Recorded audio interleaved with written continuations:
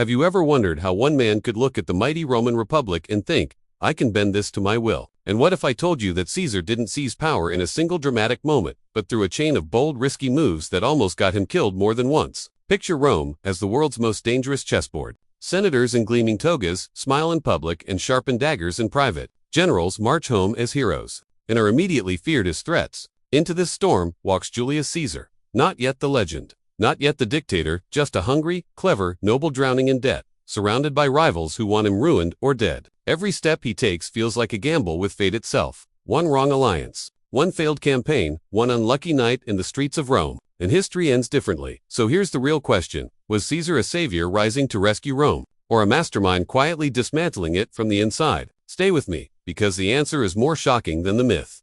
And before we dive in, make sure you subscribe, hit the like button, and comment below. Do you think Caesar was destined for power, or did he steal it with sheer nerve? Let's begin. The hungry young wolf of Rome was already shaking before Caesar ever touched the throne of power. And the strangest part is this. He wasn't born a conqueror. He was born into a city that chewed boys like him up for sport. Julius Caesar entered the world in 100 BCE, in a cramped house on the Subura's edge, where the smell of sweat, smoke, and cheap wine clung to every alley. His family name Iuli was old, noble, even mythical. They traced their blood to Venus through Aeneas. The kind of story that sounded glorious in poetry but meant little in the ruthless politics of real Rome. By the time Caesar was a child, the Iuli were respected but not truly powerful. They were a fading banner in a storm of newer, sharper men.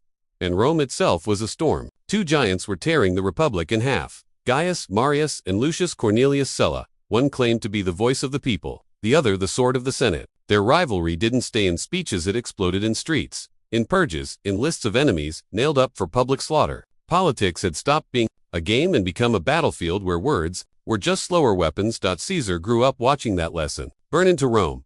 He watched men dragged from their homes for backing the wrong side. He watched blood on marble steps. He learned early that survival in this city wasn't guaranteed by noble ancestors. It was guaranteed by knowing when to bow and when to refuse.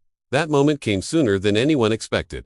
When Caesar was still a teenager, he married Cornelia, the daughter of Cinna, a powerful ally of Marius. It wasn't just love or romance. In Rome, a marriage like that was a political flag planted in public soil. And when Sulla finally seized total power, he came looking for those flags. Sulla ordered Caesar to divorce Cornelia. Think about what that meant. Sulla was not a politician who made polite requests. He was a dictator in all but name, a man who could erase noble families with a sentence. When he demanded a divorce, he was demanding loyalty, obedience. Caesar, barely 20, said no.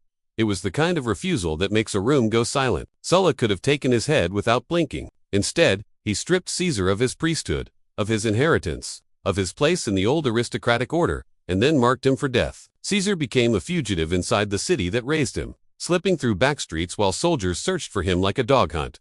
For months he lived like a shadow. Friends hid him. Bribes softened pursuers. Some nights he slept in barns, some nights in the houses of women, willing to risk their lives for him. And through all that fear, there was something else growing in him, something hot and steady, a belief that he was meant for more than survival. Eventually, powerful relatives begged Sulla to spare him. The dictator finally relented, but not without a warning that landed like a prophecy. He looked at the young Caesar and muttered that there were many Mariuses in him. In other words, Sulla didn't see a harmless noble boy. He saw a future threat.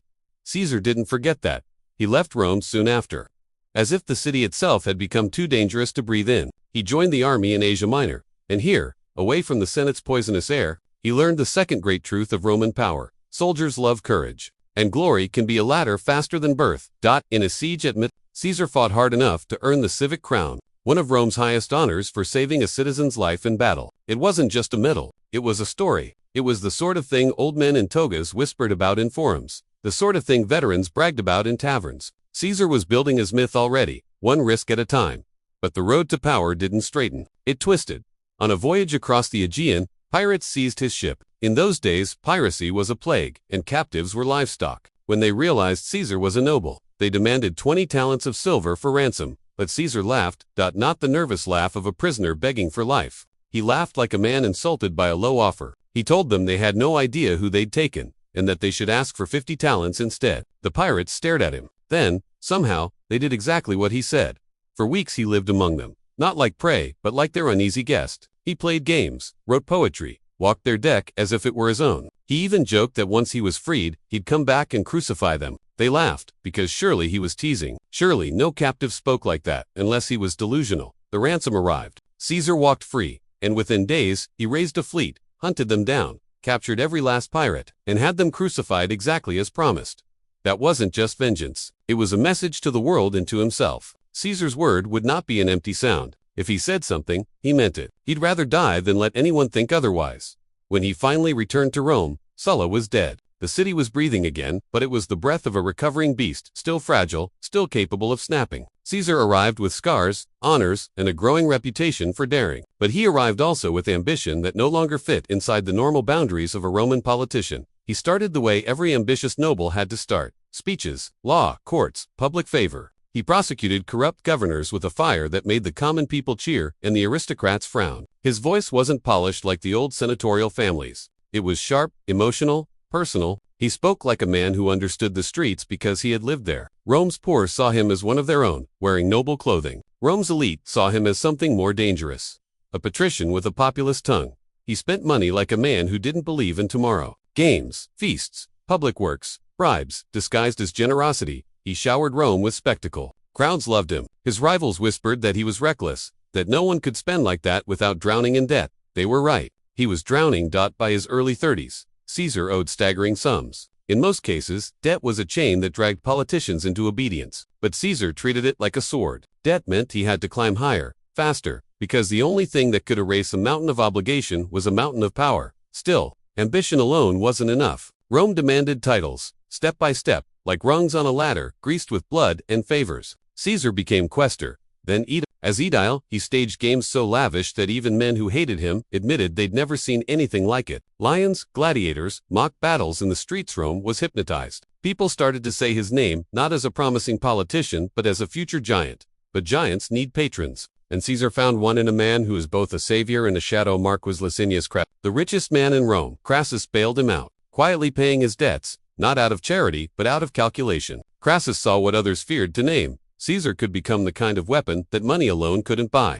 And Caesar, always pragmatic, accepted the help without selling his soul completely. Their alliance was a bargain between hunger and gold. Then came the first turning point that made the Senate sit up straight in alarm. In 63 BC, Caesar ran for Pontifex Maximus, the highest priesthood in Rome. It was a position for elder statesmen, a lifetime seat wrapped in sacred authority. Caesar was young. He was controversial. He was drowning in debt. He was, too many, unfit. But he campaigned like his life depended on it, because it did. On election morning, he told his mother he would return home that day, either as Pontifex Maximus or not at all. That wasn't melodrama. Losing meant political death. Winning meant invincibility. He won. Against older, more established rivals, Caesar seized the most respected religious office in the Republic. Overnight, he gained a public house on the sacred way, immunity from certain prosecutions, and the aura of divine favor. The Senate had tried to cage him with tradition. Instead, he'd used tradition to armor himself. The climax of that year came not with a feast, but with a conspiracy. Rome trembled under the Catiline plot, a desperate scheme to overthrow the Senate and burn the city into a new order. Senators panicked. Executions were demanded. In the debate, one voice rose in calm but defiant opposition to killing Roman citizens without trial. Caesar's voice. He argued that a republic that abandoned its laws and fear would become a tyranny long before any rebels seized power. To the people, it sounded noble. To the Senate, it sounded like betrayal. Some senators even muttered that Caesar was secretly part of the plot. For a moment, it looked like his career could collapse under suspicion. He slipped through it, barely.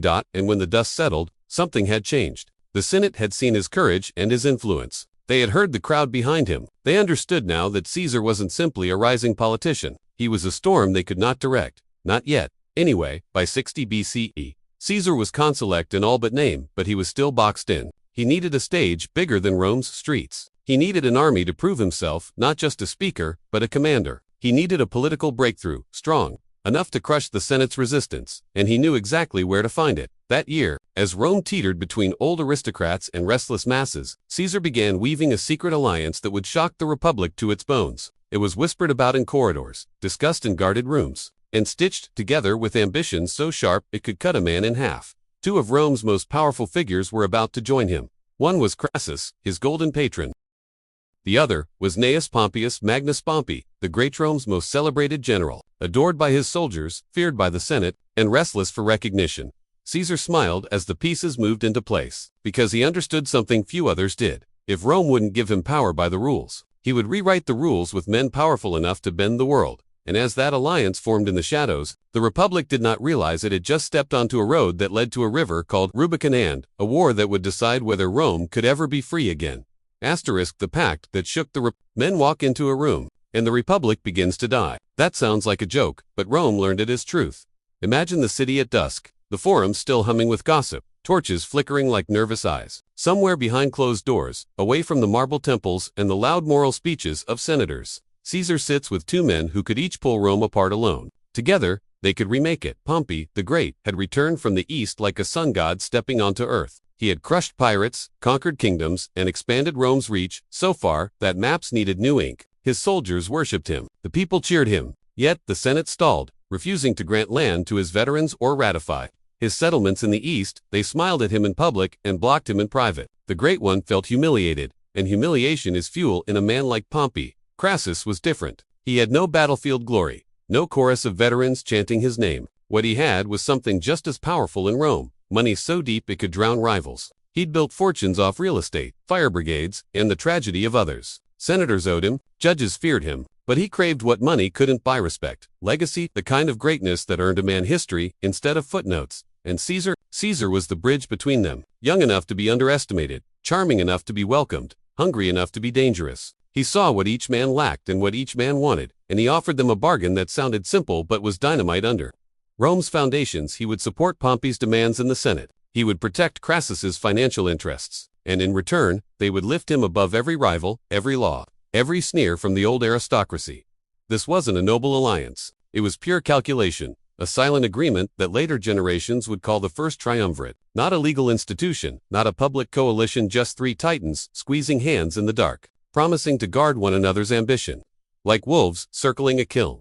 The twist was that Rome didn't notice the trap until the rope was already around its neck. When Caesar became consul in 59 BC, the Senate expected him to behave like every consul before him: consult tradition, take advice, move carefully. They planned to tame him with his co-consul, Marcus Bibulus, a conservative stiff who would veto any radical move. Bibulus believed he was the wall that would stop Caesar's flood. Caesar didn't smash the wall. He walked around it. He introduced a land bill to grant farms to Pompey's veterans and urban poor. The Senate snarled. Bibulus tried to veto. Caesar brought the vote straight to the people in the assembly, where veterans stood shoulder to shoulder with the poor, and Pompey himself appeared in support. When Bibulus tried to speak, the crowd drowned him out. Someone even dumped a basket of filth on his head. He fled home furious, declaring ominous religious omens to halt public business.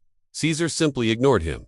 Rome had rules saying omens mattered. Rome had rules saying consuls respected each other. Rome had rules saying the Senate guided policy. In a matter of weeks, Caesar showed the city something chilling. Rules only worked if powerful men agreed to follow them. Bibulus locked himself indoors for the rest of the year, proclaiming he was watching the skies. Romans joked that the year had only one consul. It was funny in taverns. In the Senate house, it felt like the Republic sliding on wet marble. With Pompey satisfied and Crassus rewarded with favorable tax deals for his allies, Caesar moved even bolder. He published Senate debates and votes publicly, dragging aristocratic secrecy into the sunlight. He passed laws without senatorial approval. He erected himself as the champion of the people against a bitter, obstructing elite. And then he did something that seemed almost casual, but was actually a masterstroke. He secured for himself a 5-year command in Gaul. 2 senators. This sounded like sending a troublemaker far away. To Caesar, it was the opening of a door he'd been pounding on all his life. Gaul was not a quiet posting. It was a wild frontier of proud tribes and endless war. Most governors feared it because war could ruin a career if it went badly. Caesar loved it because war could make him untouchable. If it went well, he left Rome for Gaul with debts still hanging over him like ghosts, and with rivals already muttering that the moment he stepped out of the city, the Senate would claw back what he'd taken. They thought distance would weaken him. Instead, distance made him a legend. The Gallic Wars began with what Caesar later described as a defensive move. A tribe called the Helvetii tried to migrate across Roman territory. Caesar blocked them, defeated them, and pushed them back. Rome cheered. Senators relaxed. The problem had been handled. But Caesar didn't stop at handling.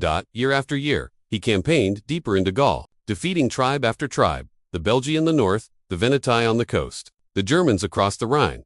He built bridges in days that engineers said should take weeks. He marched armies through forests that swallowed lesser men. He fought in winter when enemies believed Rome would stay in camp. Every victory wasn't just military, it was narrative. Caesar wrote dispatches back to Rome, describing himself as calm, brilliant, invincible. Those dispatches were read aloud in the forum. They sold his image like theater, and his soldiers. They adored him. He fought with them, ate with them, forced marches alongside them. When they were hungry, he was hungry. When they bled, he bled. He called them comrades, not tools. That kind of loyalty cannot be voted away by any senator. Still, Rome's aristocrats weren't blind. They watched Caesar grow richer from plunder, stronger from experience, more beloved with every report. Some feared his ambition. Others feared losing their own relevance if he returned to great to control. One man feared him, more than anyone, Cato the Younger, Rome's stubborn moral guardian, who saw in Caesar not a reformer but a tyrant in training. Cato's warnings were constant, sharp, and ignored by many who preferred short-term peace to long-term survival.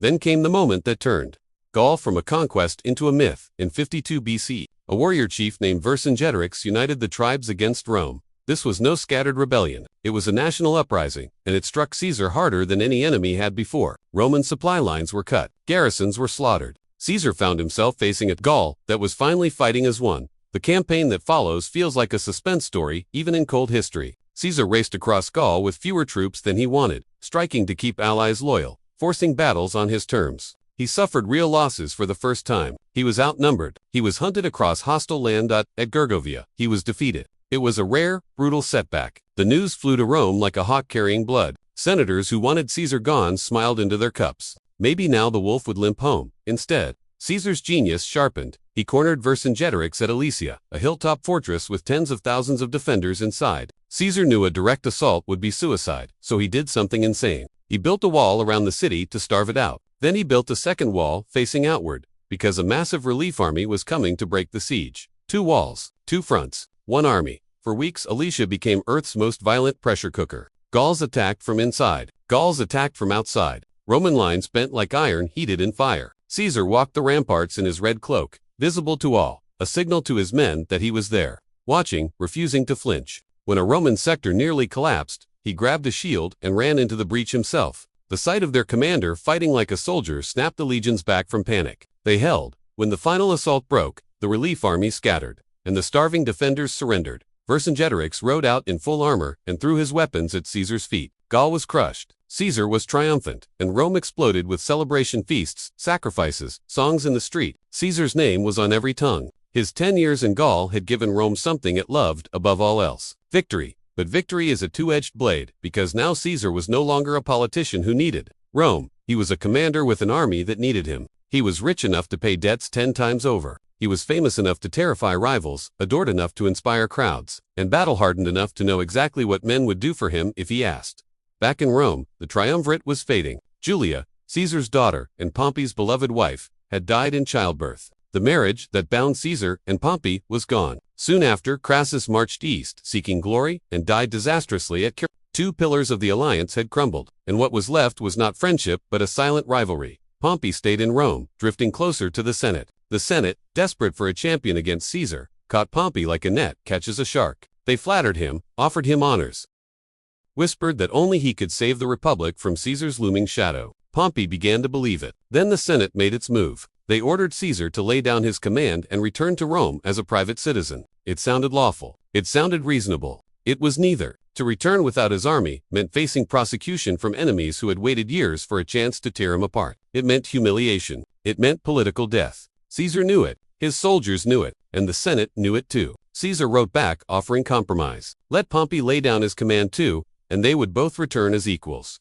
The Senate refused. They wanted Caesar alone and defenseless. In early 49 BCE, the final decree came. Caesar was declared an enemy of the state unless he disbanded his legions immediately. Pompey was given command to defend Rome. It was the Republic's last gamble. Caesar stood on the northern frontier of Italy, near a small river called the Rubicon. By law, no Roman general could cross that river into Italy with an army. To do so was treason. It meant civil war. Night fell. The river whispered under moonlight. Caesar paced. His officers waited. His men slept with helmets near their hands, sensing that something enormous was about to happen. And in that dark, with Rome's fate sitting on a thin line of water, Caesar made the choice that would shatter the world. He stepped toward the river, and the die was about to be cast. Asterisk, asterisk, the river of no return. A thin ribbon of water lay between Caesar and everything he had ever wanted. Who would think a little river could decide the fate of the world? The Rubicon was not grand, No roaring waterfall, no deep, sacred gorge. It was almost ordinary, winding quietly through the northern Italian plain, but Rome had poured its fear into that line. A general who crossed it at the head of troops stopped being a citizen and became a threat. The law was simple for a reason. Rome remembered how armies could swallow liberty. Caesar stood there in the cold night with the weight of 10 years on his shoulders. Behind him were legions that had marched through snow and fire for him. Men who had watched him bleed and win and swear never to abandon them. Ahead of him was Italy, the heart of the Republic, guarded by a Senate that had just declared him an outlaw. He could still turn back. He could dismiss his army, walk into Rome as a private man, and hope mercy would follow. But mercy was not something his enemies offered. They offered trials, exile, maybe execution. They wanted him small again. They wanted the wolf in a cage. Caesar looked at the water and understood that the Republic had already chosen war. This was not about law anymore. It was about survival. He stepped into the river. The soldiers followed. The standard-bearers raised their eagles. The sound of boots splashing through the Rubicon was soft, almost unimpressive, and yet it was the loudest noise Rome would ever hear. Caesar is said to have murmured, "The die is cast." Whether he spoke those exact words or not, the meaning was the same. Once you throw the dice, you don't control where they land. At dawn, the news raced south like wildfire. Caesar was marching into Italy. Rome panicked. But panic does strange things. The Senate had spent years telling itself Pompey could stop him with ease. Pompey had boasted he could raise armies just by stamping his foot. Yet as Caesar moved from town to town, something shocking happened. Doors opened. Cities surrendered. Local officials greeted him not as invader, but as a savior. Caesar didn't march like a butcher. He paid for supplies. He punished looters. He spoke gently to communities. He told them he came not to destroy Rome, but to free it from corrupt men who had hijacked the Republic. It was a brilliant performance, and it worked because many Romans were already tired of senatorial arrogance. Caesar had become the face of change. Pompey, meanwhile, froze. He had soldiers, yes, but fewer than Caesar's hardened veterans. His legions were scattered. His political allies were bickering. The Senate demanded an immediate battle, but Pompey knew the truth. Meeting Caesar in Italy right now would be like throwing raw recruits against a storm. So Pompey did the unthinkable. He withdrew from Rome. Imagine the capital of the world being abandoned without a fight. Senators fled in convoys of panic, dragging their families, their treasure, their dignity. They rushed south toward the port of Brundisium, hoping to cross the Adriatic to Greece, where Pompey could gather the eastern legions. The people left behind watched their leaders run, and you can almost feel the Republic's prestige crumble like dry clay. When Caesar entered Rome, he didn't enter on a chariot under a shower of roses. He entered into silence and confusion. The Senate house was empty. The city treasury was locked. The old order had vanished overnight. And here came the first twist. The man accused of tyranny walked into Rome and offered peace. He called for negotiations. He said he wanted reconciliation, not revenge. He even allowed some senators who had stayed behind to leave unharmed. For a moment, it looked like civil war might somehow be avoided. But peace requires two hands. Pompey refused to meet. The Senate refused to bend. They had already painted Caesar as a monster. If they accepted his terms, they would admit they had been wrong to declare him an enemy. Pride, in Rome, was often stronger than reason. Caesar understood. He also understood time was his greatest weapon. Pompey had escaped to Greece, and if Caesar let him build strength there, the war would become longer, bloodier, uncertain. So, Caesar moved fast. He seized the treasury by force. Not because he loved gold, but because war eats money like fire eats timber. Then he marched west to Spain, where Pompey's loyal legions waited. People expected a long campaign. Caesar crushed it in weeks. He moved like lightning, cutting off supplies, offering surrender, turning Pompey's generals against each other. In battle after battle, he proved the same thing Gaul had taught him. He wasn't just bold, he was quicker than anyone alive. With Spain secured, Caesar returned to Italy and crossed into Greece to hunt the lion himself. The stage now shifted to the east, where Pompey's power was truly terrifying. He had the Senate with him. He had fleets controlling the sea. He had veteran legions from Asia, men who had fought under him for years. He had kings and cities pledging support. And most of all, he had moral legitimacy in the eyes of Rome's aristocracy. Caesar landed in Epirus with fewer troops and a fragile supply line. Winter storms battered his ships. Pompey's navy prowled the waters like sharks. Caesar was deep in enemy territory with no easy retreat. Every instinct Pompey had should have screamed to strike him now. But Pompey didn't strike. He waited. That waiting was a second turning point, because it revealed something crucial. Pompey believed he could starve Caesar out, choke him slowly, avoid direct battle, and let hunger do the killing. It sounded careful. It sounded wise. It was also the one strategy Caesar was built to defeat. Caesar tried to force a decision. He attacked Pompey's positions near Dura. For days, the armies danced along the coast, digging trenches, building fortifications, racing to cut one another off. It was war as engineering. War is patience, war is nerves stretched to snapping. Then Caesar made a rare mistake. Pompey found a weakness in Caesar's line and smashed it. The fighting turned chaotic. Caesar's troops recoiled. For a breath of time, it looked like Caesar might actually be destroyed. His men fled toward the hills, and Caesar rode among them, shouting, grabbing standards, pleading, commanding, even threatening. He stopped the collapse with sheer force of personality. The retreat became organized. The army survived. Pompey watched the battlefield and did not pursue Caesar. Himself later said Pompey could have ended the war that day if he had chased. Pompey's caution saved Caesar's life. The Republic's fear of Caesar had found its own weapon, and then hesitated to use it. Caesar retreated inland, bruised but not broken. He knew he needed a decisive battle, one where his veterans' discipline could outweigh Pompey's numbers. He also knew Pompey's allies in the Senate were growing impatient. They wanted spectacles, not sieges. They mocked Pompey for letting Caesar slip away at They called him timid. They pushed him toward the one thing he didn't want to do. A pitched battle. Pompey finally agreed, and the armies marched toward a plain in Thessaly called Pharsalus. On the night before the battle, Caesar walked through his camp. Fires burned low. Soldiers sharpened swords in silence. Some prayed, some joked to hide fear. Caesar spoke to units like a father speaking to sons, reminding them of Gaul, of victories, of shared scars. He promised that tomorrow would decide everything, their safety, their honor, their future. Across the plain, Pompey's camp glittered with confidence. His forces outnumbered Caesar's nearly 2-1. Senators toasted in their tents as if victory were already certain. They talked about what offices they would reclaim, what punishments they would inflict, how Rome would be freed from Caesar's grip. They were so sure.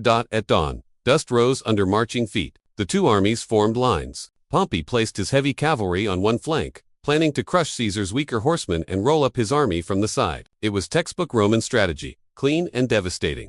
Caesar watched and smiled. He had anticipated it. Quietly, he had taken men from his third line and formed a hidden fourth line behind his cavalry. Not to fight horses with horses, but to fight men with steel. He ordered them to aim for faces. Roman cavalrymen were aristocrats, proud of their appearance. A spear to the mouth terrified them more than death. The battle began. Pompey's cavalry thundered forward, overwhelming Caesar's riders just as planned. They surged into the gap, expecting to sweep around Caesar's flank and then Caesar's hidden. Infantry rose like a trap snapping shut. They stabbed upward. They slashed at faces.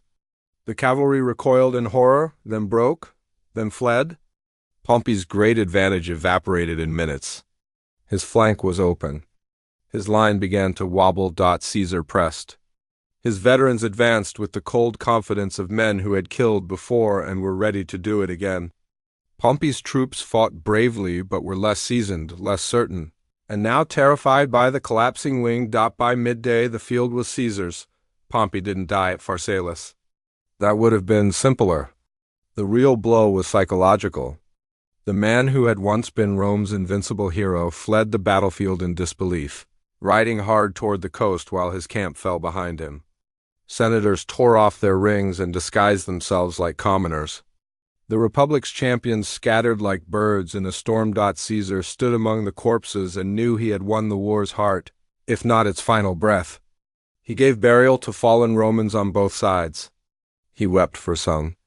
He pardoned many captured senators, trying once again to heal the wound instead of tearing it wider. But Pompey was still alive.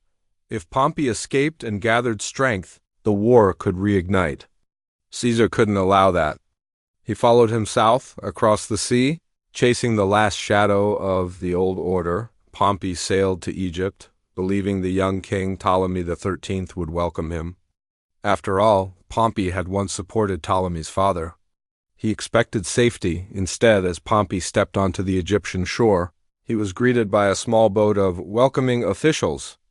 They helped him down. They smiled, and then they stabbed him to death. Pompey's head was cut off. His body left on the sand, because the Egyptian court believed this gift would please Caesar. They thought they were killing Caesar's enemy.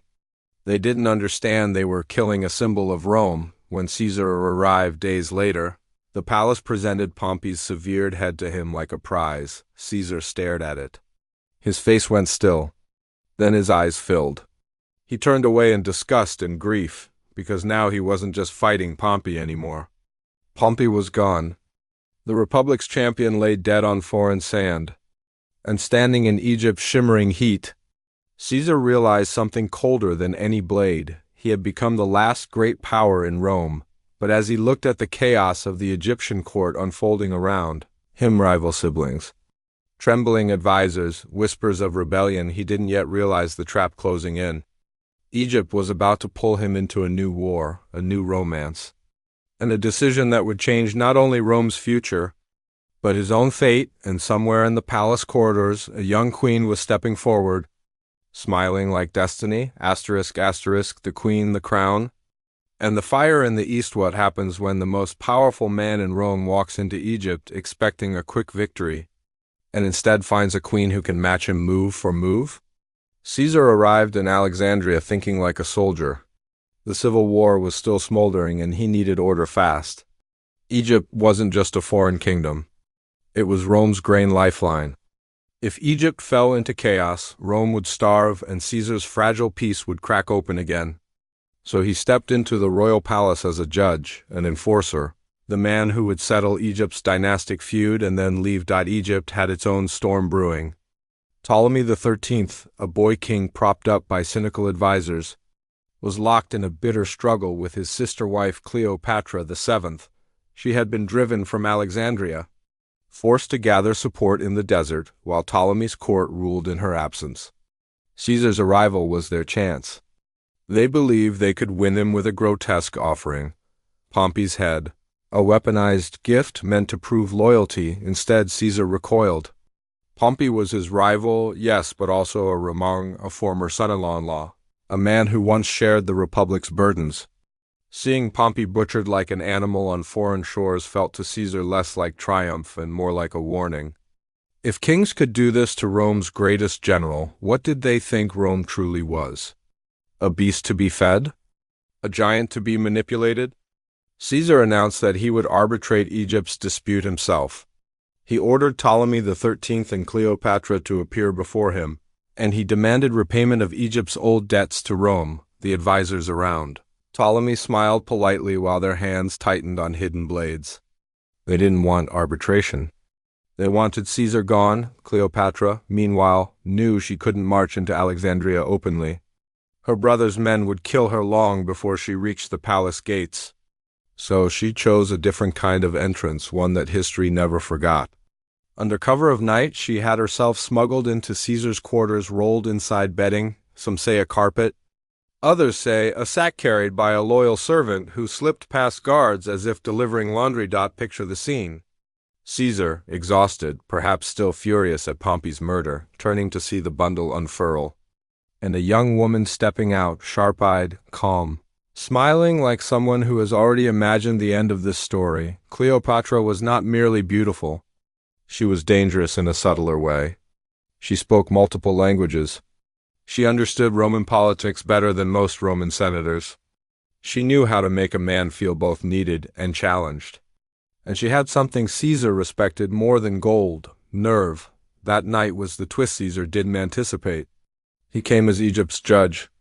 Suddenly he was Egypt's captive to its intrigue. By morning, the palace buzzed with rumors. Cleopatra had Caesar's ear.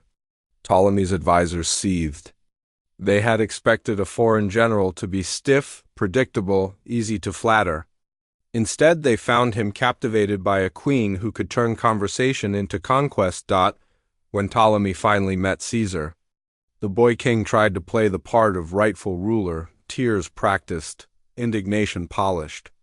Cleopatra countered with a story of betrayal, exile, and law. Caesar listened like a man balancing scales, but inside he was already leaning.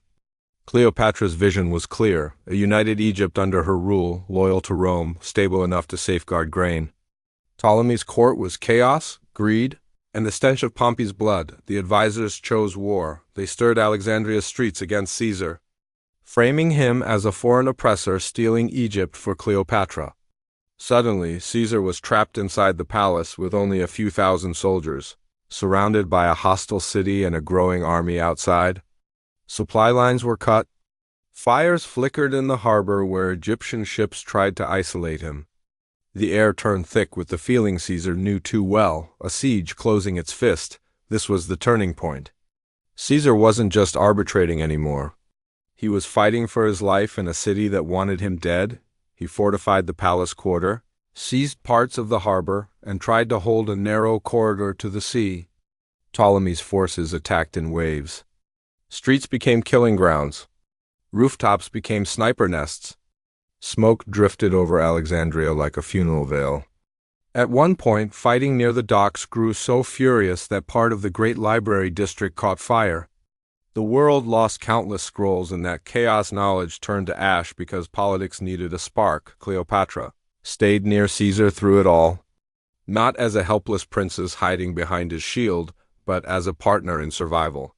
She negotiated with factions, sent covert messengers, and watched the battle lines shift with a ruler's cold clarity. The people of Alexandria began to whisper that she was no longer the exiled sister.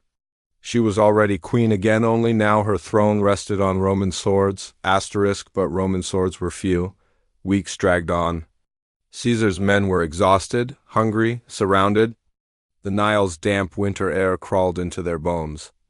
Outside, Ptolemy's advisors waited like vultures. They believed time itself was their ally. Caesar, in their calculation, was far from Rome, isolated, bleeding in a foreign quarrel.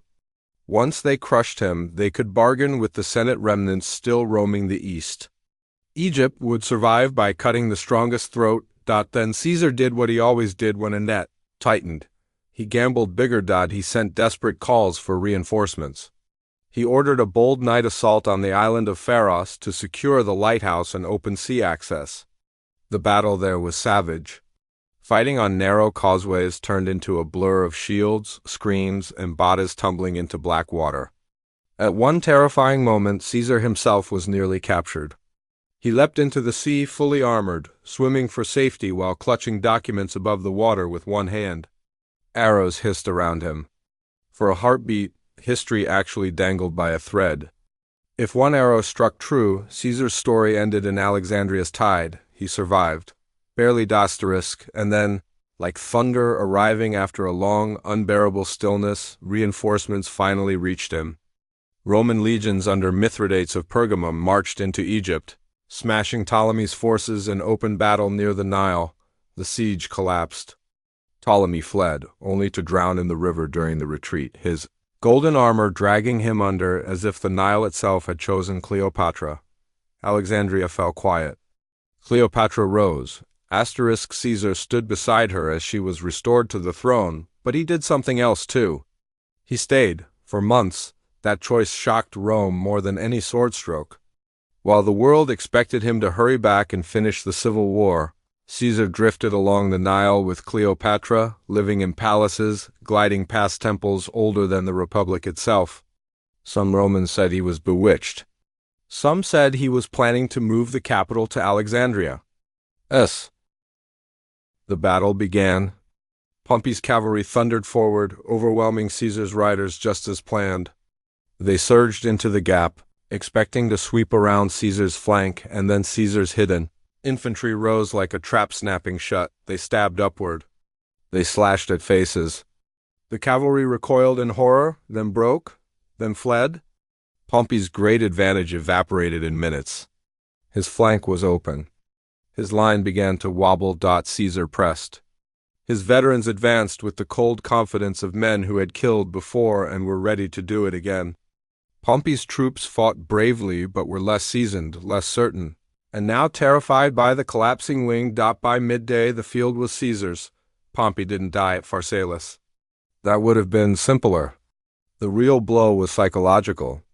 The man who had once been Rome's invincible hero fled the battlefield in disbelief, riding hard toward the coast while his camp fell behind him. Senators tore off their rings and disguised themselves like commoners. The Republic's champions scattered like birds in a storm. Caesar stood among the corpses and knew he had won the war's heart, if not its final breath. He gave burial to fallen Romans on both sides. He wept for some. He pardoned many captured senators, trying once again to heal the wound instead of tearing it wider. But Pompey was still alive. If Pompey escaped and gathered strength, the war could reignite. Caesar couldn't allow that.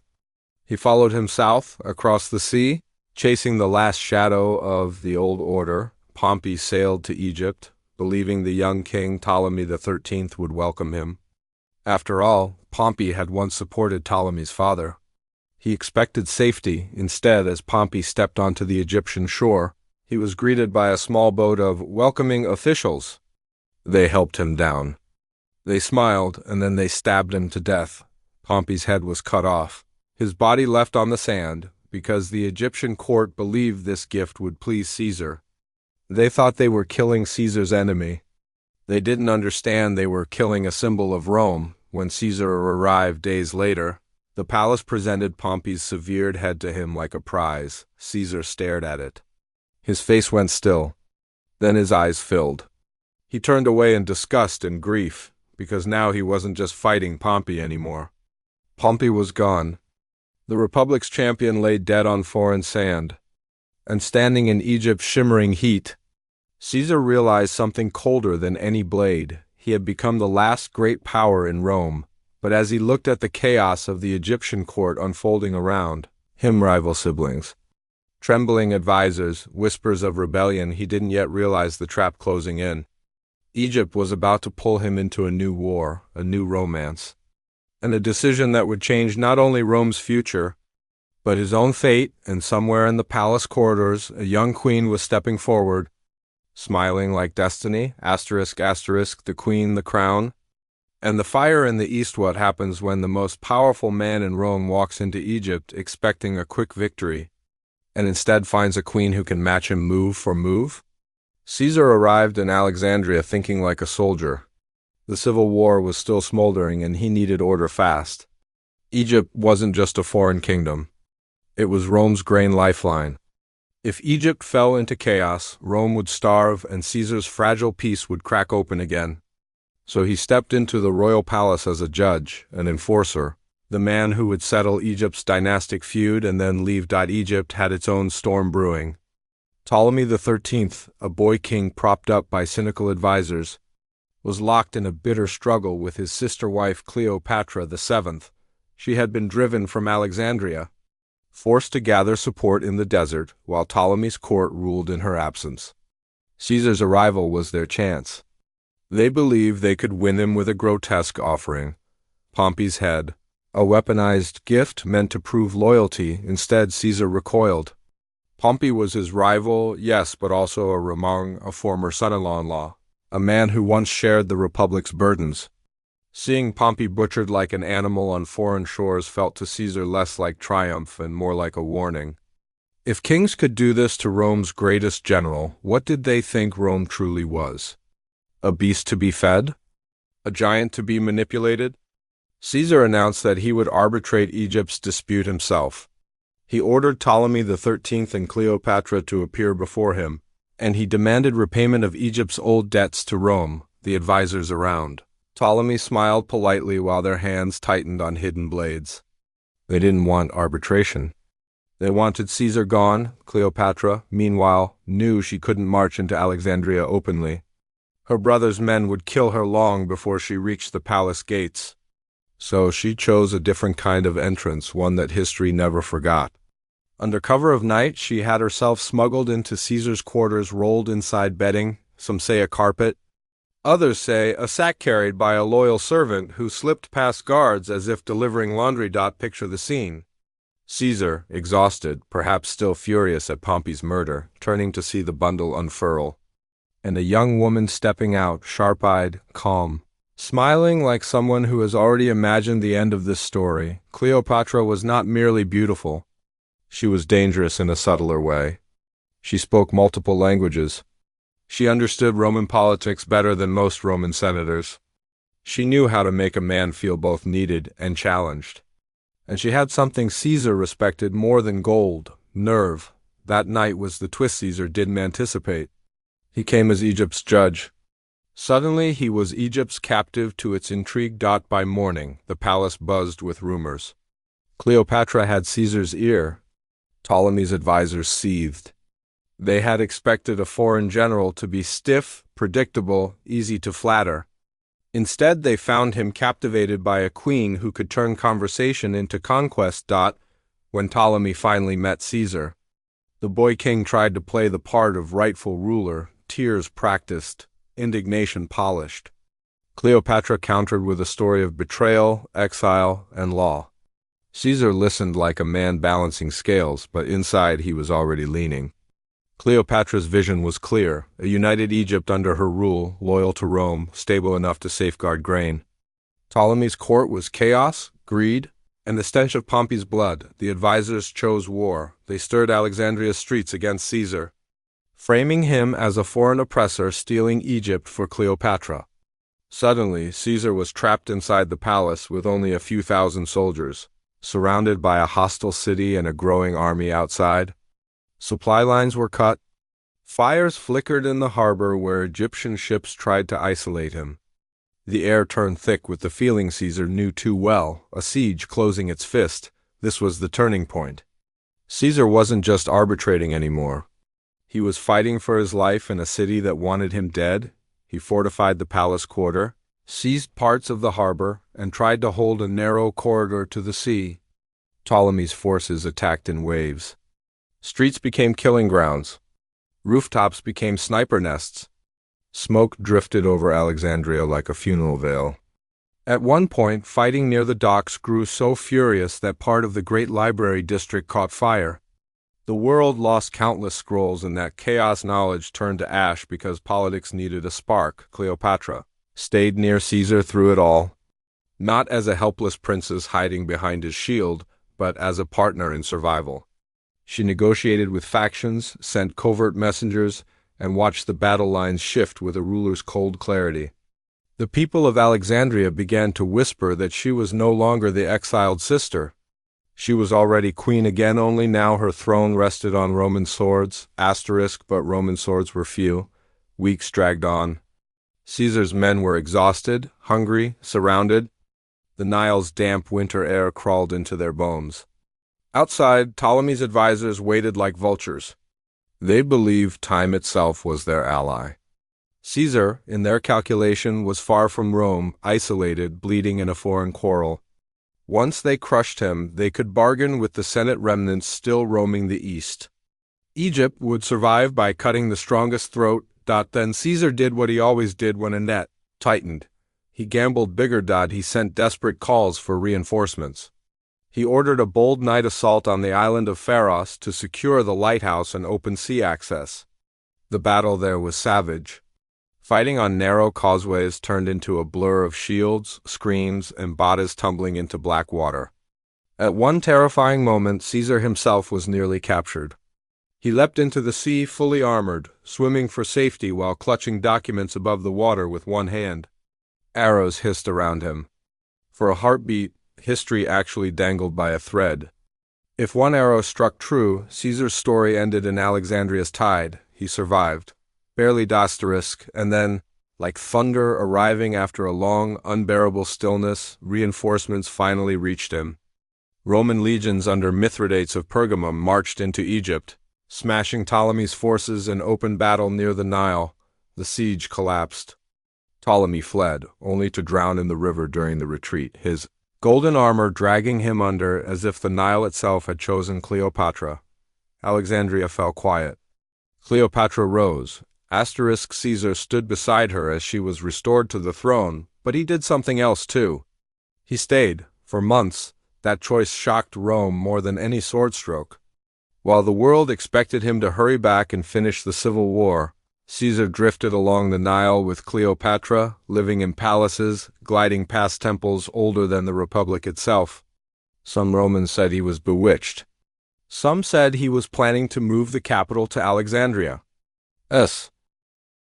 Some whispered darker things, that Caesar was becoming a king not only in power, but in taste. In Egypt, Caesar seemed almost human. He laughed more. He rested, he watched Cleopatra rule, and admired the way she bent chaos into order. Their bond deepened into something that blurred lines between alliance and desire. And when Cleopatra gave birth to a son Ptolemy XV, Caesarion she named Caesar as the father, whether Rome believed it or not didn't matter. The claim alone was explosive. It suggested a dynastic future Rome had always feared, kingship by blood. Caesar eventually tore himself away. The East was not finished with him. News arrived that Pompey's supporters were regrouping in Africa and Spain. Rome was restless. The Republic's wounds were still open, and the Senate, what remained of it, was waiting with clenched teeth to see what kind of man Caesar had become while away. He returned like a storm returning to shore. In quick succession, he crushed opposition in Africa at Thapsus, where Cato chose suicide rather than live under Caesar's mercy. Then he raced to Spain to face Pompey's sons at Munda. A battle so brutal, Caesar later confessed, he fought not for victory, but for survival. He won again, but not without feeling the war carve another line into his soul. By 45 BCE, the civil war was over. Caesar was master of Rome. Triumphs filled the streets. Gold glittered.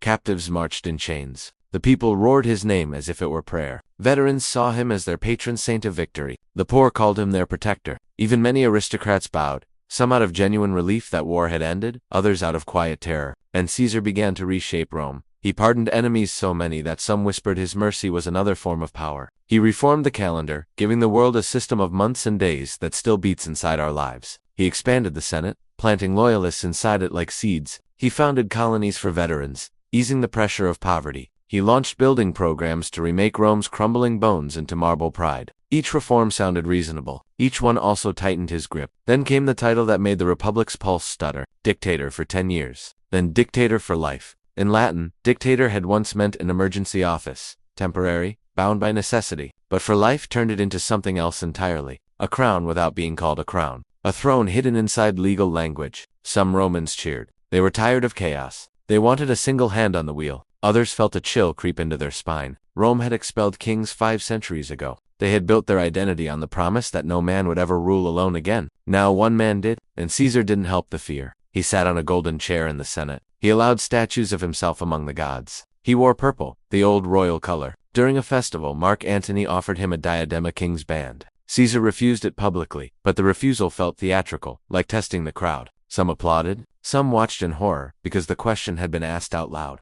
Is Caesar reaching for a crown? Behind smiling faces, the aristocracy reeled. The men who had lost family in the Civil War swallowed their hatred like poison. The men who had survived Caesar's pardons wondered if mercy was just a soft chain. The old guardians of the Republic, Brutus, Cassius, and others looked at each new honor Caesar accepted and heard the ghost of Rome's first kings laughing. They began to meet in whispers. They told each other they were not murderers. They were saviors. They said Caesar had to die so Rome could live. They said they were restoring liberty. And little by little, like a blade being sharpened, their resolve grew cold. Caesar, meanwhile, planned his next grand move, a massive campaign against Parthia to avenge Crassus and expand Rome's glory even further. He intended to leave Rome soon, to march east once again at the head of unstoppable legions. The conspirators knew what that meant. If Caesar left as dictator for life and returned as conqueror of Parthia, his popularity would become unbreakable. A man with that kind of aura doesn't get voted down. He gets crowned, whether he asks for it or not. So they chose their moment. The Ides of March were approaching, the 15th day of the month, when the Senate would meet in Pompey's old theater.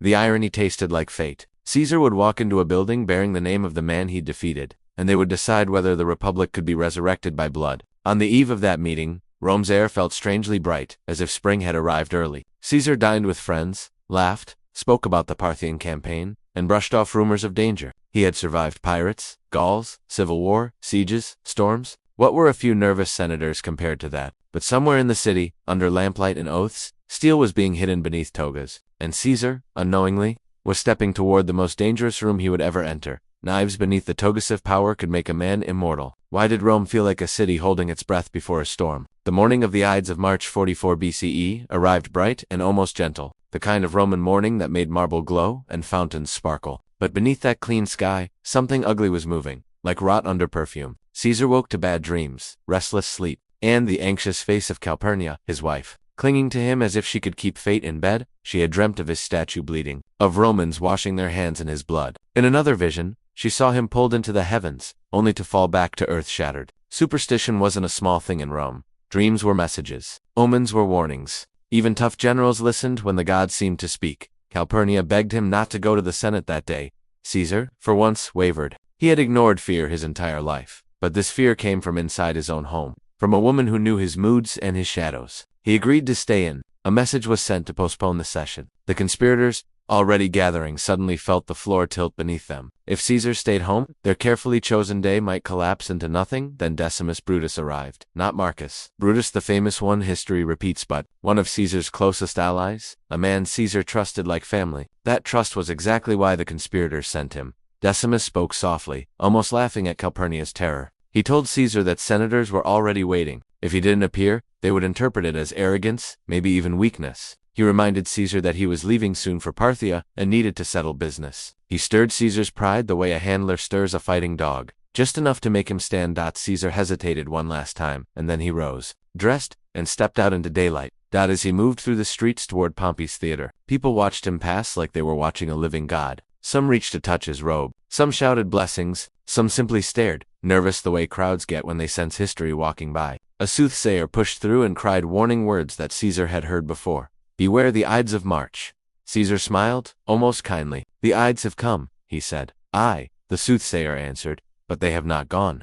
Caesar kept walking. Inside Pompey's theater, the conspirators were already in place. The Senate chamber was not a grand palace hall, but a tight room with columns and benches. The statue of Pompey looming in silent marble dominance. Around 60 men were involved. Some were true believers in the Republic. Others were bitter survivors of Caesar's mercy. A few were simply men who felt smaller every day Caesar lived. They had made themselves a story. They weren't plotting murder. They were plotting salvation. They spoke of liberty with trembling mouths and sweat-bright eyes. But even they couldn't stop the raw human fear that sits in the stomach before violence. Many of them kept touching the blades hidden beneath their clothes, as if the metal could reassure them. Cassius, hard-eyed and restless, paced like a wolf. Marcus Brutus stood quieter, his face carved from conflict. Brutus had been like a son to Caesar, pardoned after Pharsalus favored in high office. Yet Brutus also carried a family legend that almost cursed him. His ancestor had helped overthrow Rome's last king. To Brutus, the Republic wasn't a system. It was a sacred inheritance. Every new honor Caesar accepted felt like ash on that inheritance. He kept telling himself he was doing this for Rome.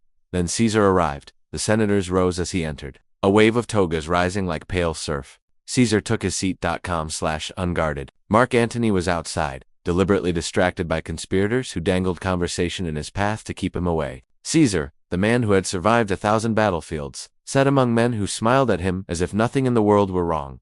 The signal was simple. A petition would be presented, Caesar would refuse, and the circle would close. Tullius Cimber stepped forward, holding a request for his exiled brother's return. Caesar shook his head, tired of these rehearsed appeals. Cimber grabbed Caesar's robe, pulling it from his shoulders. It was the first physical insult. Caesar snapped, half rising. "Why? This is violence." And then the room exploded. Casca struck first, a clumsy blow that grazed Caesar's neck. Caesar turned in shock, catching Casca's arm. "Casca, you villain, what are you doing?" His voice wasn't fear yet, it was disbelief. In war, enemies come with swords in hand. These men came with smiles.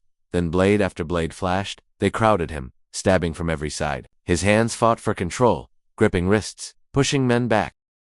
He was strong even then, trying to stand, trying to survive by sheer refusal. Blood splattered the benches and marble floor. Senators who weren't part of the plots screamed and ran, sandals slapping stone. The conspirators shouted to each other to strike, strike, strike, because hesitation meant failure, and failure meant their own deaths. Caesar staggered. He saw faces he knew, faces he had promoted, faces he had forgiven, and finally he saw Brutus. History loves a single line here. Et2, Brute. Maybe he said it, maybe he didn't. What matters is the look that passed between them. The look of a man meeting the betrayal he never prepared for. Caesar's resistance faltered, not because his body failed, though it was failing, but because something deeper broke. He pulled his robe over his head, a Roman gesture to meet death with dignity, and fell at the base of Pompey's statue. The irony was savage. Pompey's marble feet now stood in warm Roman blood. The Republic's last great civil war ended with its victors and its victims merged into one crimson pool. When the stabbing stopped, Caesar had been struck 23 times. For a second, silence. Just breathing, ragged and trembling, and the sound of blood dripping on stone. The conspirators looked at one another, stunned that they were still alive, stunned that it was done.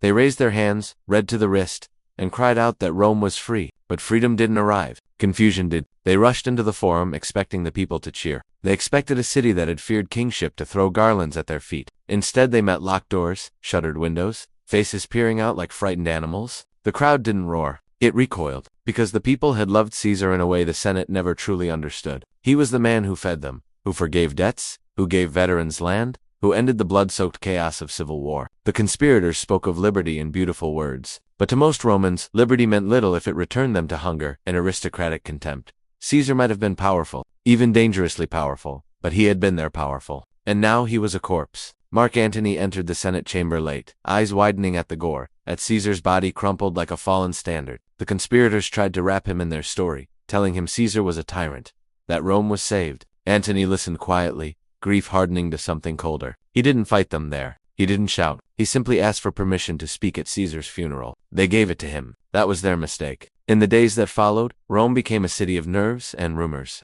People whispered that Caesar's ghost wandered the streets. Some said the gods would punish the traitors, others said the republic might finally breathe again. Senators armed their households. Conspirators moved in packs. Antony met with Caesar's allies and veterans, reading Caesar's will, watching faces tighten when they heard Caesar had left money to the citizens and gardens for public use. The funeral day came, and Rome flooded into the forum like a living tide. Caesar's body lay on a bier, cloaked and wreath-crowned, the wounds visible enough to make men wince and women sob. Mark Antony stepped forward, not as a politician, but as a friend, speaking for the dead. He didn't begin with rage. He began with sorrow. He named Caesar's victories, his generosity, his mercy. He read the will aloud, letting every citizen hear that Caesar had remembered them in death. He held up Caesar's torn robe like evidence in a trial, pointing to each stab hole, naming the men who had made them. As Antony's voice rose, the crowd's grief turned. It turned into fury. People screamed curses at Brutus and Cassius. They surged forward. They tore benches apart to make weapons. They set fire to the Senate house. They carried Caesar's body through the streets like a holy relic, their cries shaking rooftops. The conspirators fled for their lives, realizing too late that the republic they thought they had saved did not love them back. Rome was not free.